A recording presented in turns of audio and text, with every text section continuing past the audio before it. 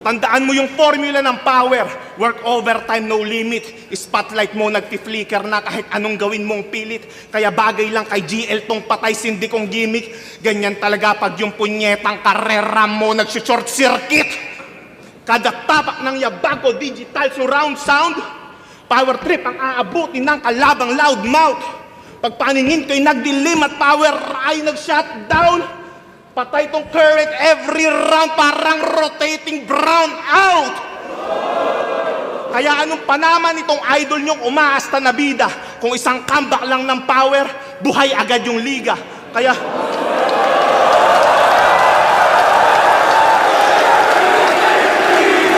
bumalik yung power versus Abra, nagpaka-Terminator lang. Pero yung power mahina, naka-generator lang. Kasi on demand sa playoffs, on the job nag-day off, on the spot yung payoff, on the way but way off, off.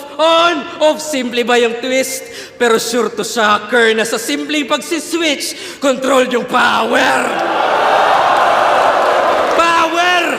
Hanggang bumbilya, mapundi, at ganun dinali. Mistulang series lang at ito'y finale.